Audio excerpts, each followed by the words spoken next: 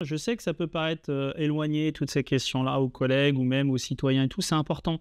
Les choix qu'on fait aujourd'hui, c'est des choix qui ont des conséquences sur 10, 20 ans et qui ont des conséquences concrètes sur les retards, l'effondrement du système.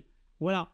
Euh, Pas de possibilité d'avoir des trains de marchandises. Donc, on a une fenêtre de tir, c'est maintenant. C'est pas dans 6 mois, c'est pas dans un an, c'est maintenant. Donc, le 23 juin, il faut que les collègues se saisissent de ces questions. Il faut que les associations d'usagers, là, on va avoir des fermetures de petites lignes, 5000 km de petites lignes qui vont peut-être fermer. Donc, les choix, ils vont se prendre maintenant. Si on ne met pas le paquet cheminots, amoureux du ferroviaire, associations de voyageurs, associations d'usagers, si on ne met pas le paquet, qu'on ne fait pas du lobbying, parce qu'ils font du lobbying, hein, les chauffeurs routiers, eux, ils font du lobbying, hein, croyez pas.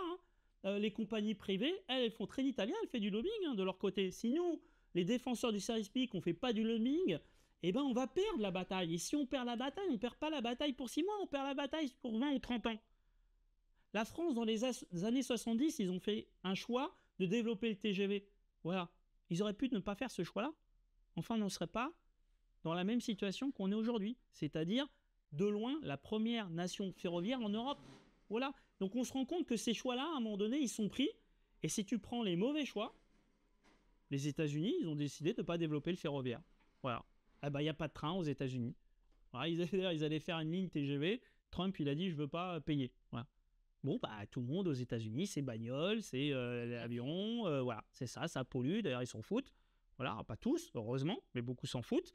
Voilà, après, tu théorises, hein, tes choix. Hein. La pollution, ça n'existe pas. Voilà, tu peux dire ça. C'est le choix qu'a fait les États-Unis. Bah, nous, on pense que la pollution, ça existe. On pense que les transports sont responsables de la pollution. Voilà.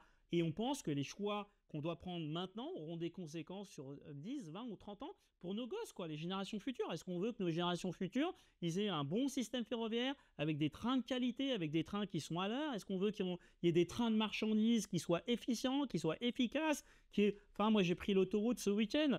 C'est insupportable. Toute la ligne droite, c'est des camions, des camions, des camions, des camions. Eh ben, ça pollue, ça défonce les routes. Enfin, ces choix, c'est maintenant qu'on doit les avoir. Donc, le 23 juin, il faut qu'on soit au rassemblement, qu'on participe, on met tous notre petite pierre à l'édifice, et à la fin, c'est nous qu'on gagne.